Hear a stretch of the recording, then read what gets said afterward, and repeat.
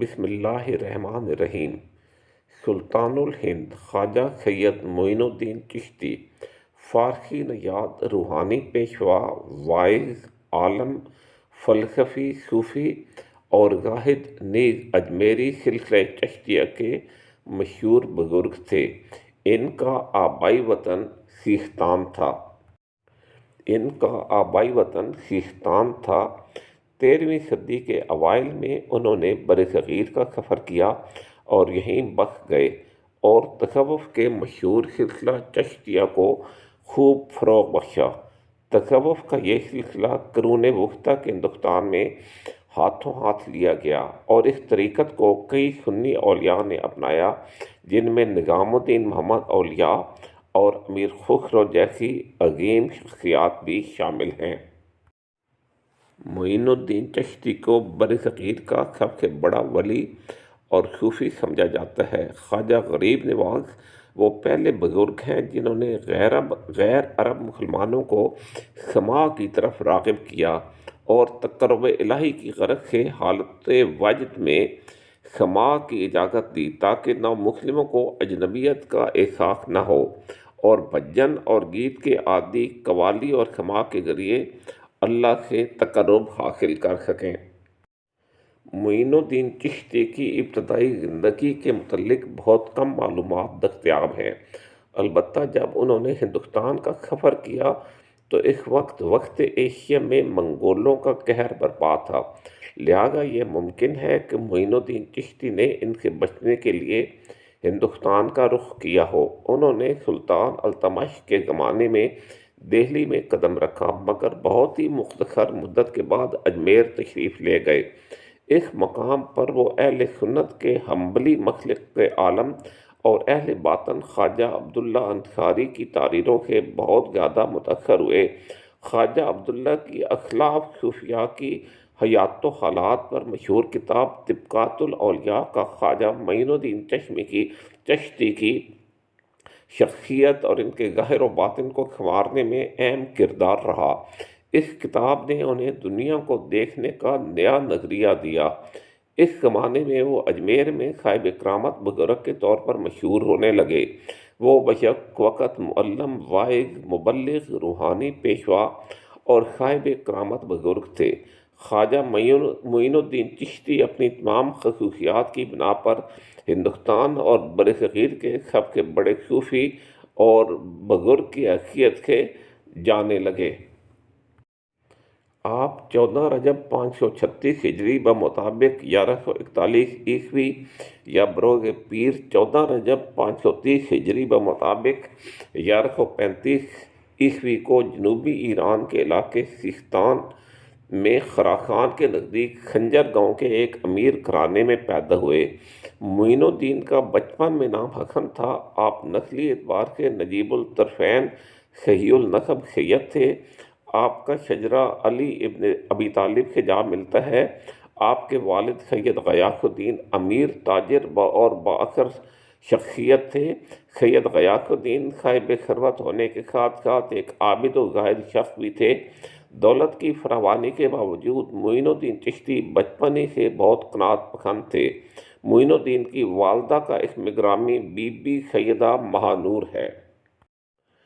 آپ کے القابات معین الحق، حجت الاولیاء، سراج الاولیاء، فخر الکاملین، قطب العارفین، ہند الولی، عطائے رسول، تاج اولیاء، مغیث الفقراء اور معطی الفقراء، سلطان الہند، ولی الہند، ہند الولی، وارث النبی فی الہند، خواجہ خواجگان، خواجہ اجمیری، خواجہ غریب نواز، امام الطریق، خواجہ بزرگ، پیشوا، مشائخ ہند، شیخ الاسلام، نائب النبی فی الہند شامل ہیں۔ آپ نے ابتدائی تعلیم اپنے والد ماجد سے حاصل کی اور اس کے بعد حافظ قرآن پاک کی تکمیل فرمائی۔ بعد اس کے ابھی تعلیم آگے جاری تھی کہ جب آپ کی عمر صرف 15 سال تھی، والد کا سایہ سر سے اٹھ گیا۔ ایسے لمحات میں آپ کی والدہ سیدہ بی بی نور نے بڑی استقامت کا ثبوت دیا اور بڑے حوصلے کے ساتھ بیٹے کو سمجھایا اور کہا کہ فرزند زندگی کے سفر میں ہر مسافر کو تنہائی کی اذیتوں سے گزرنا پڑتا ہے۔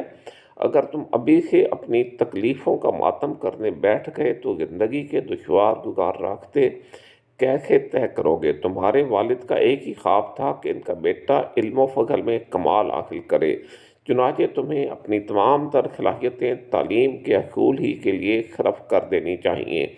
مادر گرامی کی تسلیوں سے سید خواجہ معین الدین چشتی کی طبیعت سنبھل گئی اور آپ زیادہ شوق سے علم حاصل کرنے لگے، مگر سکون و راحت کی یہ مہلت بھی زیادہ طویل نہ تھی۔ مشکل سے 1 سال ہی گزرا ہوگا کہ آپ کی والدہ سیدہ بی بی نور بھی خالق حقیقی سے جا ملیں۔ اب سید خواجہ معین الدین چشتی اس دنیا میں اکیلے رہ گئے۔ کم سنی میں آپ نے ابتدائی تعلیم اپنے والد محمد غیاث الدین سے حاصل کی، جو اس دور میں رواج ہوا کرتا تھا۔ اس عرصے میں اپنے والد ماجد اور والدہ کی وصال کے بعد گھریلو ذمہ داری کی وجہ سے باغ کی دیکھ بھال فرمائی۔ والد کی وفات پر ایک باغ اور ایک آٹا پیسنے والی چکی آپ کو ورثے میں ملی۔ والدین کی جدائی کے باعث باغبانی کا پیشہ آپ نے اختیار کیا۔ تعلیمی سلسلہ منقطع ہو گیا۔ آپ کو اس کا بڑا افسوس تھا، لیکن یہ ایک ایسی فطری مجبوری تھی جس کا بظاہر کوئی علاج نہ تھا۔ ایک دن خواجہ معین الدین چشتی اپنے باغ میں درختوں کو پانی دے رہے تھے کہ ادھر سے مشہور بزرگ ابراہیم قندوقی کا گزر ہوا۔ آپ نے بزرگ کو دیکھا تو دوڑتے ہوئے پاس گئے اور ابراہیم قندوقی کے ہاتھوں کو بوسہ دیا۔ ابراہیم قندوقی ایک نوجوان کی اس جوش عقیدت سے بہت متاثر ہوئے۔ انہوں نے شفقت سے آپ کے سر پر ہاتھ بھیجا اور چند دعائیہ کلمات کہہ کر آگے جانے لگے تو آپ نے ابراہیم قندوقی کا دامن تھام لیا۔ سید ابراہیم نے محبت بھرے لہجے میں پوچھا کہ اے نوجوان، آپ کیا چاہتے ہیں؟ خواجہ معین الدین چشتی نے عرض کی کہ آپ چند لمحے اور میرے باغ میں قیام فرمائیے، کون جانتا ہے کہ یہ سعادت مجھے دوبارہ نصیب ہوگی کہ نہیں۔ آپ کا لہجہ اس قدر عقیدت مندانہ تھا کہ ابراہیم قندوقی سے انکار نہ ہو سکا اور آپ باغ میں بیٹھ گئے۔ پھر چند لمحوں بعد انگوروں کے بھرے ہوئے 2 طباق معین الدین چشتی نے ابراہیم قندوقی کے سامنے رکھ دیے اور خود دست بستک کھڑے ہو گئے۔ ابراہیم قندوقی نے اپنے پہرن میں ہاتھ ڈال کر جیب سے روٹی کا ایک خوش ٹکڑا نکال کر معین الدین چشتی کی طرف بڑھایا اور فرمایا، وہ تیری مہمان نوازی تھی، یہ فقیر کی دعوت ہے۔ اس کے بعد وہ باغ فروخت فرما کر اس کی رقم غرباء اور مساکین میں تقسیم فرما دی۔ مزید اصول دین کے خاطر سفر کیا اور اپنے جائے ولادت کو خیر آباد کہا۔ بعد میں آگاہ آپ نے سب کچھ اللہ کی راہ میں لٹانے کے بعد تاثیر علوم کے لیے خراقان کو خیر آباد کہہ دیا اور آپ نے سمرقند بخارا کا رخ کیا، جو اس وقت علوم و فنون کے اہم مراکز تصور کیے جاتے تھے۔ یہاں پہلے آپ نے قرآن پاک حفظ کیا، پھر تفسیر، فقہ، حدیث اور دوسرے علوم ظاہری میں مہارت حاصل کی۔ علوم ظاہری کی تکمیل کے بعد آپ نے مرشد کامل کی تلاش میں عراق کا رخ کیا۔ اپنے زمانے کے مشہور بزرگ خواجہ عثمان ہارونی کی خدمت میں آئے۔ خواجہ معین الدین چشتی اپنے مرشد کی خدمت میں تقریباً 2.5 سال رہے۔ آپ پیر و مرشد کی خدمت کے لیے ساری رات جاگتے رہتے کہ مرشد کو کسی چیز کی ضرورت نہ پڑ جائے۔ سفر بغداد کے دوران میں آپ کی ملاقات شیخ نجم الدین کبریٰ سے ہوئی۔ اولیاء کرام میں شیخ نجم الدین کبریٰ کا مقام بہت بلند ہے۔ معین الدین چشتی 2.5 ماہ تک شیخ نجم الدین کبریٰ کے ہاں قیام پذیر رہے اور ایک عظیم صوفی کی محبتوں سے فیض یاب ہوئے۔ اس کے بعد معین الدین چشتی بغداد میں شیخ عبد القادر جیلانی کی خدمت میں حاضر ہوئے۔